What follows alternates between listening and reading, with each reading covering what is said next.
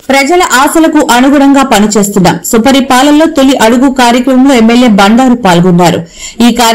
ఈ సందర్భంగా ఆయన మాట్లాడుతూ కూటమి పాలనలో రాష్ట్రం పురోభివృద్ది దిశగా పయనిస్తుందని వ్యాఖ్యానించారు. బుధవారం కోనసీమ తిరుమల వాడపల్లిలో సుపరిపాలనలో తొలి అడుగు కార్యక్రమాన్ని ఆయన ప్రారంభించారు.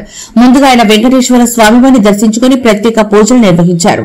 అనంతరం ఇంటింటికి వెళ్లి కూటమి ప్రభుత్వ ఏడాది పాలనలో అమలుపరిచిన హామీలు, సంక్షేమం, అభివృద్ది గురించి వివరించారు. ప్రజల నుంచి అభిప్రాయాలను సేకరించారు.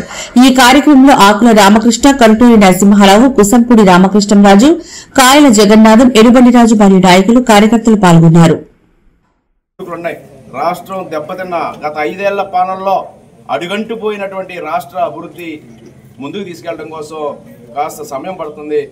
అందరూ అర్థం చేసుకుని ఆశీర్వదించాలని, ఈ ప్రభుత్వాన్ని ముందుకు నడిపించేలా అండదండలు అందించాలని కోరుకుంటూ ఈనాడు సుపరిపాలనలో తొలి అడుగు కార్యక్రమంలో వాడపల్లి గ్రామం ఇక్కడ ప్రారంభిస్తున్నట్టు వెంకటేశ్వర స్వామి ఆశీస్సులతో, మీ అందరి ఆశీస్సులతో మరి ఈ పర్యటన అంతా విజయవంతం కావాలి. కొత్తపేట నియోజకవర్గంలో తెలుగుదేశం పార్టీ శ్రేణులందరూ ఈ యొక్క కార్యక్రమాన్ని విజయవంతం చేయడానికి కృషి చేయాలని కోరుకుంటూ అందరికీ నమస్కారం.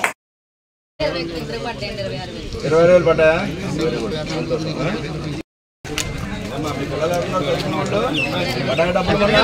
13,000. ఎంతమంది పిల్లలు? 20,000 పడ్డాయా? సంతోషం.